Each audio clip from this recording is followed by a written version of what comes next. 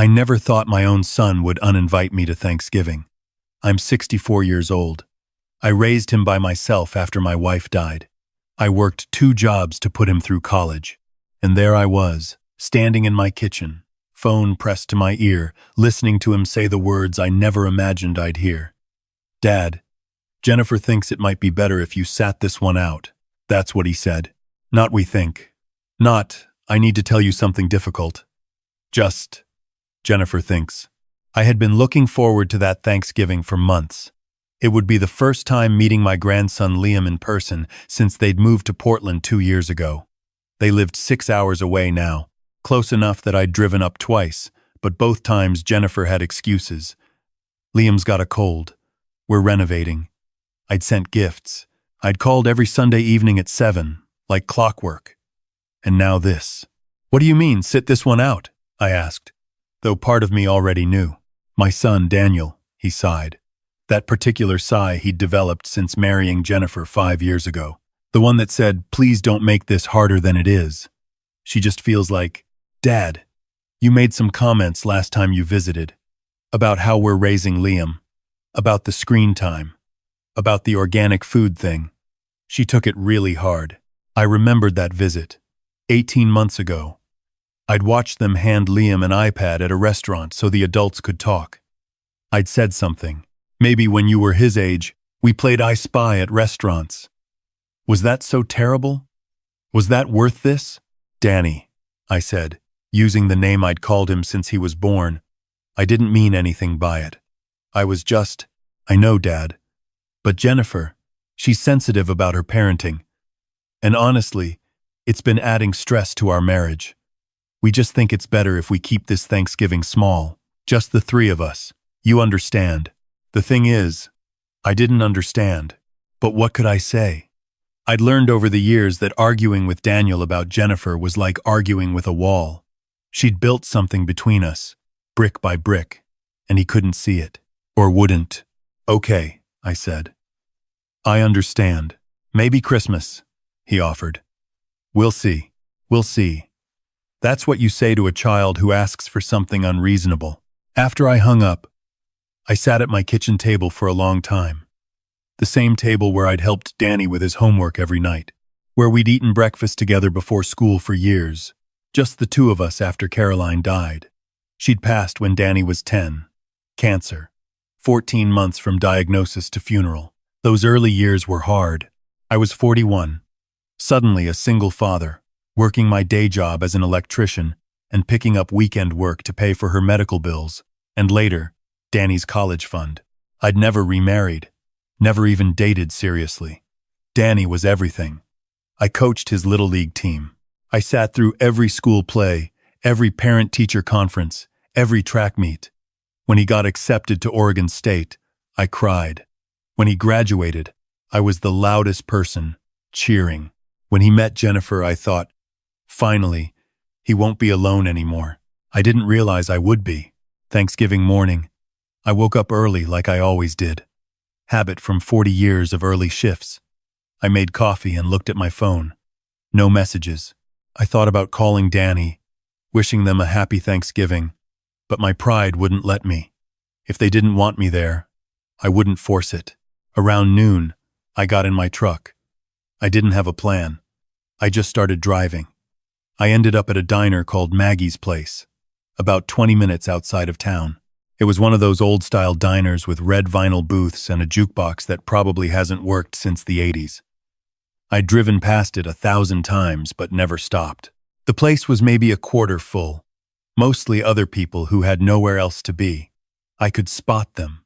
The old man in the corner with a newspaper, the middle-aged woman staring at her phone, the trucker eating alone at the counter. We were the island of misfit toys, gathered in this fluorescent-lit sanctuary on a day meant for family.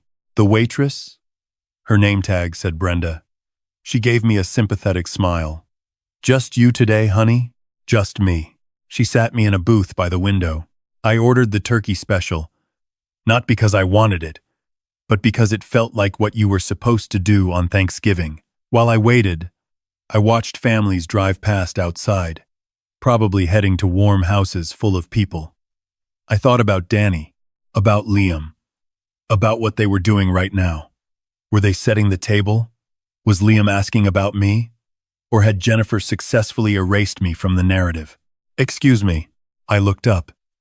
An elderly couple stood beside my booth. The man was maybe 75, wearing a flannel shirt and suspenders. The woman had white hair pinned up and kind eyes behind thick glasses. "We noticed you're by yourself," the woman said. "We're by ourselves too. George here lost his sister this summer, and she used to host Thanksgiving. We thought, well, would you like to join us? No one should eat turkey alone." Something about the way she said it, so gentle and matter-of-fact, it cracked something in me. I felt my throat get tight. "I'm Martha," she continued. "This is George. We promise we're not serial killers or anything weird. We just figured, why should 3 people sit alone when we could sit together?" I nodded, not trusting my voice. I grabbed my water glass and slid out of the booth. Their table was bigger, near the back. We made awkward small talk at first. George had been a mechanic. Martha taught second grade for 38 years. They'd been married for 52 years, which seemed impossible to me. They asked what I did, and I told them about electrical work, about retirement, about the projects I'd been doing around my house. "You have family?" Martha asked, and there was no judgment in it, just curiosity. I paused. "A son. Daniel. He lives in Portland with his wife and their boy." "Oh, that's wonderful." They couldn't make it down, and maybe it was because they were strangers, or maybe it was because I was tired of pretending. But I told them. I told them about the phone call, about sitting out Thanksgiving, about how I barely saw my grandson, about how I felt like I'd done something wrong but didn't know what. Martha reached across the table and put her hand on mine. She didn't say it would be okay. She didn't offer advice. She just squeezed my hand and said, "That's real hard. I'm sorry." George nodded. "Family's complicated," he said. "Our daughter lives in Chicago. We used to fight about everything. Haven't spoken in 3 years. It gets easier and harder at the same time. If that makes sense." It did make sense. That was exactly how it felt. We ate our turkey dinners together. We talked about everything and nothing. Martha told stories about her former students. George complained about how cars were too complicated now, all computers and no soul. I found myself laughing, actually laughing, for the first time in weeks. Before we left, Martha wrote her number on a napkin. "We have coffee every Wednesday at the community center, 10 a.m. You should come." I took that napkin home and put it on my refrigerator. I didn't think I'd go, but the next Wednesday, I did. The community center was a squat brick building that had probably been built in the 70s. The coffee was terrible. But Martha and George were there, and they introduced me to their circle. There was Patricia, a retired nurse. Tom, who'd taught high school history. Elena, whose husband had passed 2 years ago. They were all roughly my age, all navigating the strange territory of older adulthood, where family gets complicated and friends become essential. We started having coffee every Wednesday. Then Patricia invited me to her book club. Tom asked if I wanted to help with a Habitat for Humanity build. Elena needed someone to fix the wiring in her basement. Slowly, without really planning to, I built a life around these people. Danny called occasionally, once a month maybe. Surface-level conversations. "How's work?" "Work's fine, I'm retired, remember?" Right. "How's the house?" The kinds of things you say when you're checking a box. He never invited me to visit. He never brought Liam down. Every time I asked about my grandson, Danny would say he's growing like a weed or keeping us busy. These vague non-answers that told me nothing. I sent Liam birthday presents. I sent Christmas presents. I never got thank you notes. I didn't know if he received them or if Jennifer was intercepting them somehow. The thought made me sick. One Wednesday, about 3 years after that first Thanksgiving, I was having coffee with the group when Tom asked me, "You ever hear from your son?" "Last week," I said. "Called to tell me they're thinking about buying a house.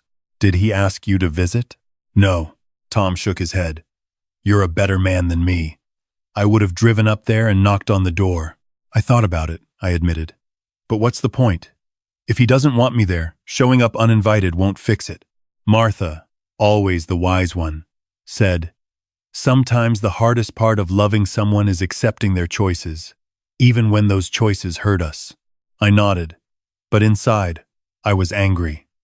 I'd spent 3 years trying to be understanding, trying to give them space, hoping that if I just waited patiently enough, Danny would come around. But nothing changed. If anything, the gap got wider. Year 4, then year 5. I stopped expecting holiday calls. I stopped hoping for visits. My new friends, they became my family. We celebrated birthdays together. When Patricia's son got married, she invited all of us to the wedding. When Tom had a health scare, we took turns driving him to his appointments. When Elena's grandson graduated high school, we threw him a party. These people, they showed up for each other. They showed up for me. It wasn't the family I'd planned on having, but it was the family I had. And that meant something. 5 years and 3 months after that first Thanksgiving call, my phone rang. Unknown number from Portland. I almost didn't answer. Dad? It was Danny. My heart did that stupid thing where it leaped with hope, even though I knew better. Hey, Danny. How are you? Good. Good. Listen, I'm calling because, well, Jennifer and I have been looking at houses, and we found one we really love. It's perfect for us. Great neighborhood, good schools for Liam, but we're a little short on the down payment. I waited. I knew where this was going. I was wondering if maybe you could help us out. Just like $20,000. We'd pay you back, of course, with interest. $20,000. I had it, barely. My retirement savings. Money I'd been careful with. Living frugally because I never knew what might happen. Money I'd always thought I'd leave to Danny someday. When's the last time we saw each other? I asked. Silence. What? I'm asking when the last time I saw you was. In person. More silence. I don't. Dad, what does that have to do with? It's been 5 years, Danny. 5 years since you uninvited me to Thanksgiving. 5 years since I've seen my grandson. And in all that time, not once have you invited me to visit. Not once have you brought Liam to see me. But now you need money. And suddenly you're calling. That's not fair, he said. And I could hear the defensiveness in his voice. You could have visited. You never asked. I asked 6 times, I said quietly. You said Jennifer wasn't comfortable with it. You said you were too busy. You said maybe later. After a while, I stopped asking.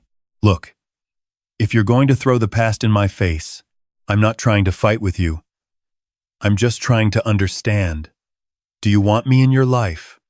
Or do you just want my money? Jesus. Dad, that's a horrible thing to say. Is it? He hung up. I sat there looking at my phone, my hand shaking. Part of me wanted to call back, apologize, offer to send the money. That was the instinct I'd honed over 5 years of trying to keep the connection alive, no matter how thin it got. But I didn't call back. 2 weeks later, my phone rang again. This time, the caller ID said Daniel's cell. I answered, but it wasn't Danny. Grandpa? The voice was small, young, uncertain. Liam? My heart stopped. Yeah. Grandpa, it's me. I'm calling from school. I used the office phone. I told them it was an emergency. Are you okay?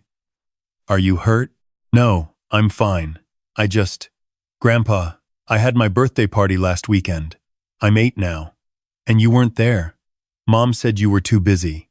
But Tommy's grandpa was at his party, and Sarah's grandma was at hers. And I thought maybe you forgot about me. Oh God. Oh God. This child. Liam, sweetheart. I didn't forget you. I've never forgotten you. I send you presents every birthday and Christmas. Do you get them? Sometimes. Mom says they're from you. But Dad said you're really busy with your own life now, and you don't really have time for us anymore. I closed my eyes. I felt something break inside me, and I didn't know if it would ever heal. Liam, that's not true. I would love to see you. I've wanted to see you for years. I've missed you so much. Really? His voice got even smaller. So, you're not mad at me? Mad at you? Why would I be mad at you? Mom said, maybe you didn't like kids anymore. That's why you didn't visit. I had to put the phone down for a second. I had to breathe. When I picked it back up, I tried to keep my voice steady. Liam, I love you very much. I'm not mad at you at all. And I would very much like to see you. If that's okay. I'd like that too, Grandpa. I have to go now. The secretary is giving me a look. But maybe you could come to my next birthday? I'll be 9. I'll be there, I said. I promise. After he hung up, I sat in my truck in the community center parking lot and cried. Ugly crying. The kind I hadn't done since Caroline died. Not because I was sad, though I was, but because I was so angry I didn't know what to do with it. An hour later, Danny called. What did you say to Liam? No hello. No preamble. He called me. From school. I know that. The school called me. They said he told them it was an emergency. What did you tell him? The truth. That I've been sending him presents. That I've wanted to see him. That I love him. Dad, you can't just… Jennifer is furious. She thinks you're trying to poison Liam against her. Something in me snapped. No, Danny. You don't get to do this. You don't get to keep my grandson from me for 5 years, lie to him about why I'm not around, and then get mad when he finds out the truth. That little boy thinks I don't care about him. Do you understand how that makes me feel? Jennifer has her reasons. I don't care about Jennifer's reasons! I was shouting now. I never shouted. I'm his grandfather. I'm your father, and you've let her cut me out of your lives because I made one comment about screen time 5 years ago. One comment. Danny. Silence on the other end. You called me 2 weeks ago asking for $20,000, I continued. But you can't pick up the phone to invite me to my grandson's birthday party. You can't be bothered to visit. You can't even send me a picture of him. So I'm going to ask you something. And I want you to really think about the answer. Do you want me in your life? Or do you just want access to my wallet? That's not. He trailed off. I need time, I said. I need time to think about all of this. And I need you to think about it too. Really think about it. I hung up before he could respond. The next few weeks were hard. I talked to Martha and George about it. They listened without judgment. Patricia said, You did the right thing. You can't let people treat you like an ATM, even if they're family, especially if they're family. A month passed. Then 2. Then 3. No calls from Danny. I wondered if I'd lost him for good. Part of me grieved that possibility. But another part of me, the part that had been building a life with my Wednesday coffee group and Habitat Builds and book club, that part was okay. I'd been okay before this. I could be okay again. 6 months after Liam's phone call, Danny called me. Dad, can we talk? His voice sounded different. Tired. Sad. I'm listening. I've been thinking. A lot. And I talked to Jennifer. Really talked to her. After Liam called you, he started asking more questions. About why you don't visit. About why we don't go see you. And Jennifer, she tried to give him the same lines she'd been giving me, but he didn't buy it. Kids are smart like that. I didn't say anything. She finally admitted that she's been territorial. Her word. She said she felt like you were judging her parenting, and it made her defensive, and she handled it by pushing you out, and I let her because it was easier than dealing with the conflict.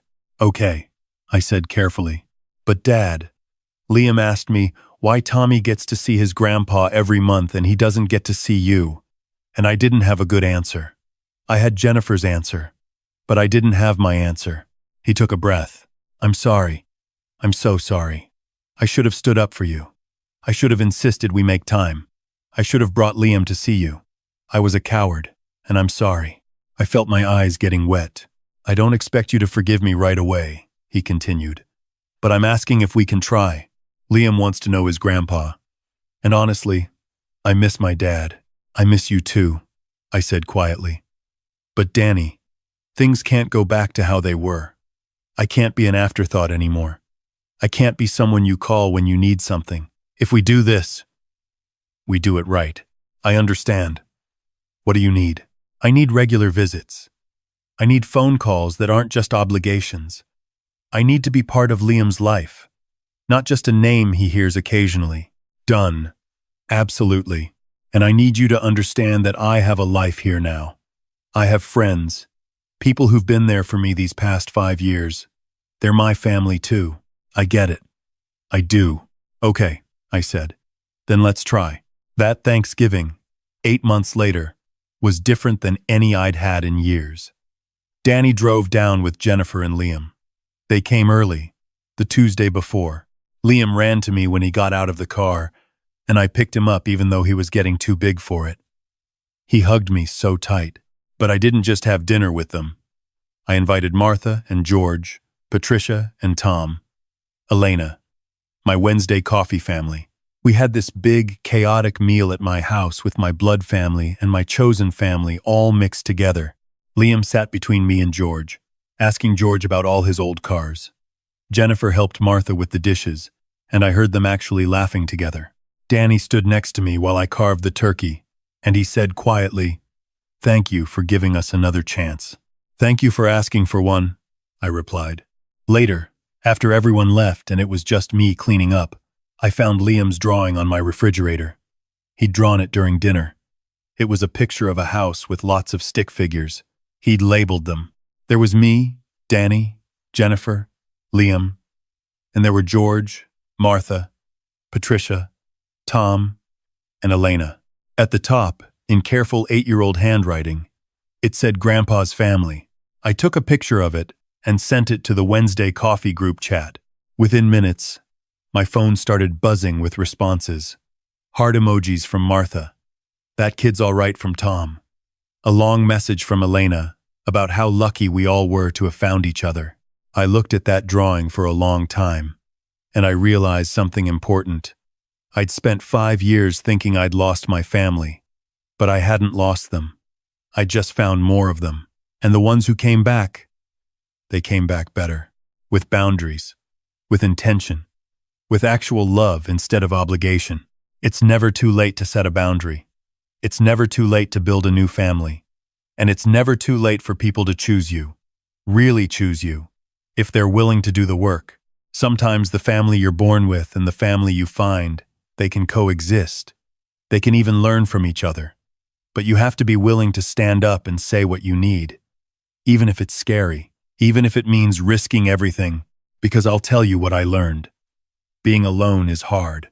Being lonely in a relationship is harder. But building something real, with people who actually show up, that's worth everything. Danny and I talk twice a week now. They visit once a month. I go up there once a month. Liam stays with me for a week every summer. And every Wednesday, I still have coffee with my people. Because they're not a backup plan. They're not a consolation prize.